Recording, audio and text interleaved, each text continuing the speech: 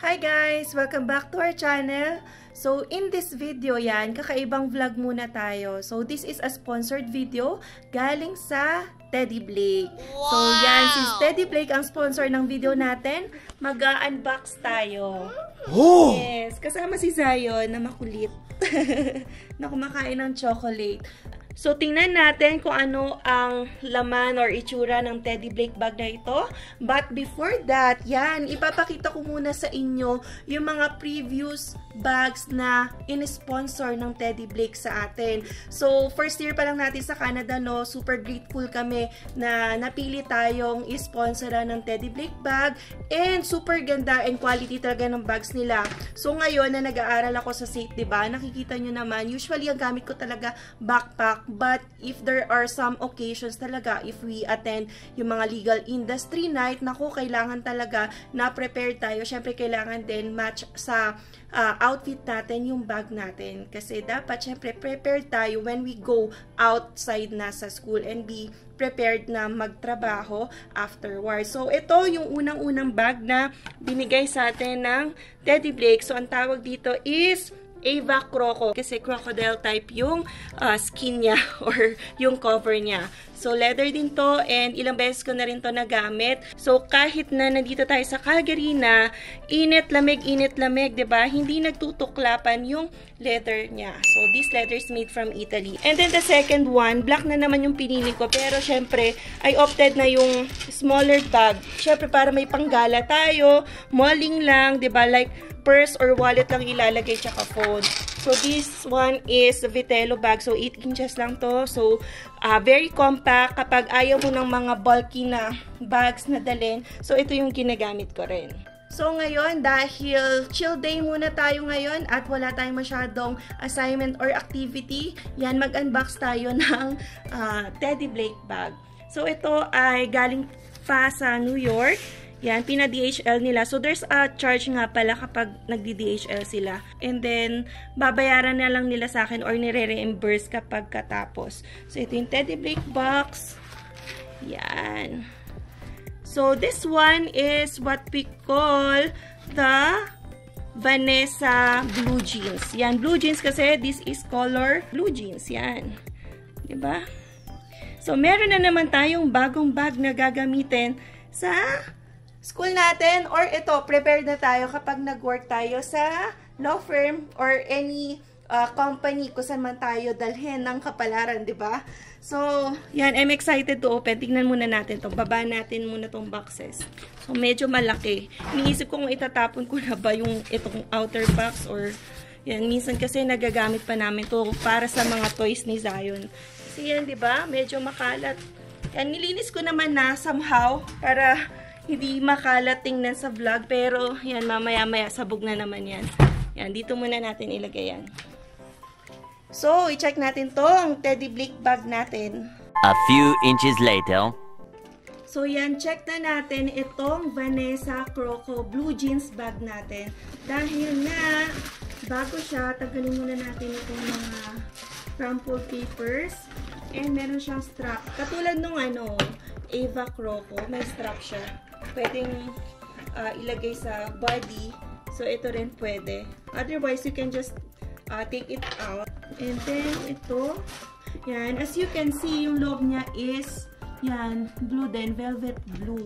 And then, in the middle, merong zipper. So, yung mga, yan, compartments niya open. Pero in the middle, yan, to secure yung mga, valuable things, at least, diba, dito siya sa gitna.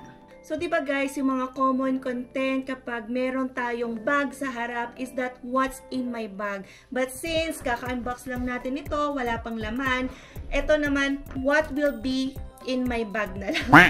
So, what are the things that can fit in my bag? And since naman may pasok tayo tomorrow, yan, i-vlog ko na rin kung ano yung mga ilalagay ko using our Teddy Blake bag. So, syempre, first things first, hindi mawawala ay ang ating laptop. Yeah, so sa mga nagtatanong pala, yan, hindi natatapos yung tanong sa akin, no? Yung paano ako nakakagamit ng MacBook sa SAIT, hindi naman siya talaga recommended. So guys, hindi talaga siya recommended dapat talaga Windows laptop natin. Pero, syempre, nagagawa ng paraan yung paggamit natin ng software. Syempre, nagpapaturo ako with the assistance of Alwin and hindi ako masyadong mateki talaga. And then, ang mahalaga syempre, since nag-aaral tayo, student tayo, is the notebook. So, medyo makapal-kapal to. Kasi tomorrow, there will be 3 subjects. Kaya, isahang notebook pero maraming compartments or segments. Yan. So, yan. Kasya pa dito. And then, eto nga pala, yan, hindi ko pa nasasabi to. Ito ay yung foot pedal na binili ko last sem. But, since hindi na namin gagamitin, ever daw, sabi ng instructor namin, we can sell it. And nakahanap ako ng buyer na bibili ng aming foot pedal. So, para makita nyo, ito yung foot pedal na ginamit namin. So, required kasi ito sa Legal Assistant Diploma program namin. So, meron na akong nakitang buyer. Kinonect na kami ng student body namin.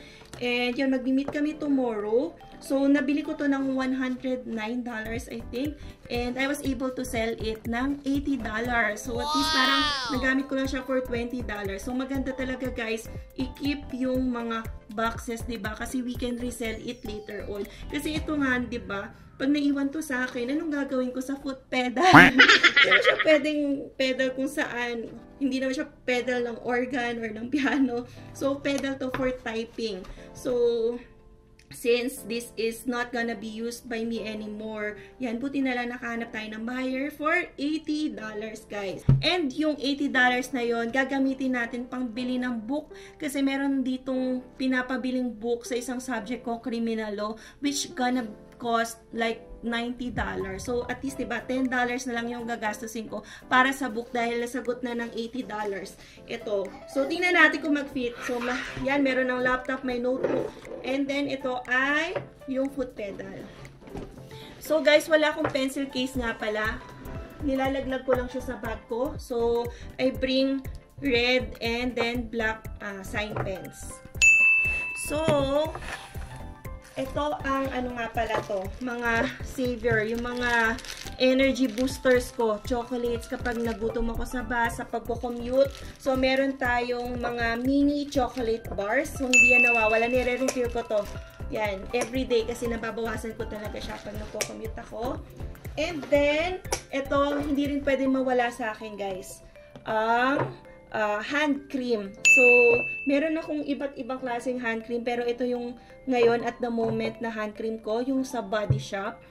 Kasi kapag winter or even summer, guys, kapag nandito talaga sa Calgary, napansin ko talaga nagda-dry lagi yung hands ko. Actually, to the point na nagka-crack na siya. Mamaya, dudugo na lang. Kasi super dry. So, dapat lagi talaga ako ditong nag-hand cream, naglo-lotion. Kaya lang, minsan nakakalimutan ko kasi dito, pag sa bahay, from time to time, hugas ng plato, change diapers, isahin, hugas na naman ako ng hands. So, lagi akong nag-wash ng hands. And then, hindi naman lagi ako nakaka-replace ng lotion after washing ng hands.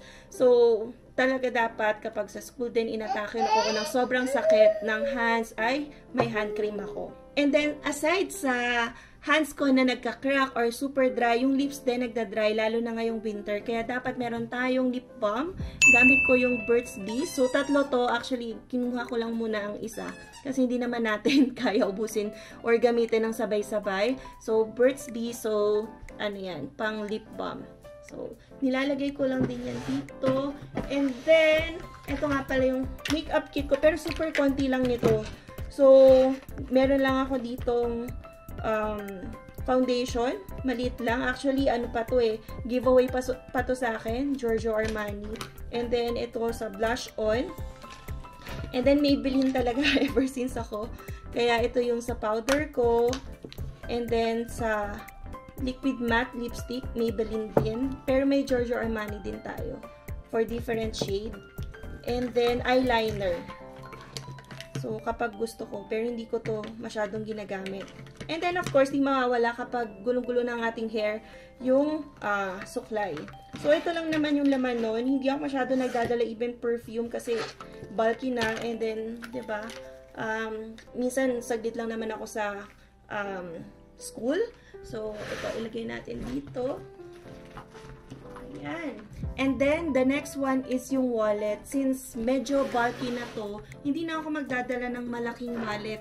Ayan. So, lalagay ko na lang sa purse yung credit card ko and then government ID. Kasi dapat yun ang hindi laging nawawala sa akin. Kasi anytime pwedeng magkaroon ng emergency, at least meron tayong credit card na magagamit.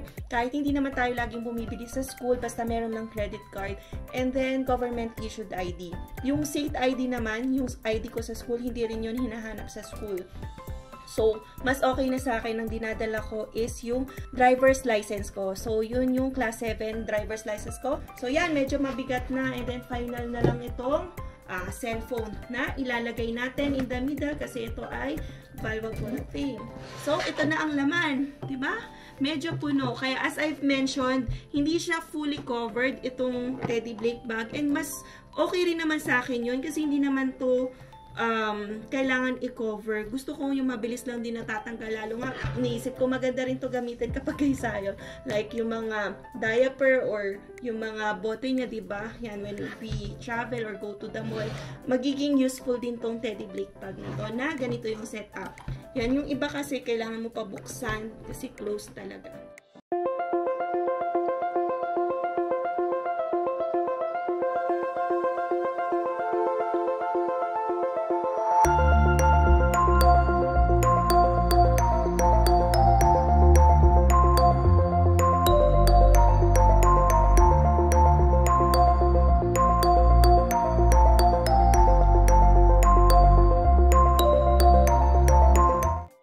Ayan, so naayos na natin ang aking gagamitin for tomorrow's class. Yan, iniisip ko na lang ganito ko na lang siya hawakan kaysa lagyan ko pa ng strap sa body. So, syempre iba-iba namang style depende sa mood natin and sa pupuntahan. So, ito na siya guys. Yan, open na open. Pero syempre, diba, don't leave your valuable things unattended. Hindi naman natin to iiwan kung saan. Lagi to nakakabit sa ating katawan. So, kita nyo, nag-kasya yung laptop, yung malaking kong notebook, yung mga kikikit, and then ito naman kasi, pagkamit ko sa buyer, mawawala na to. So, a big space will be free na.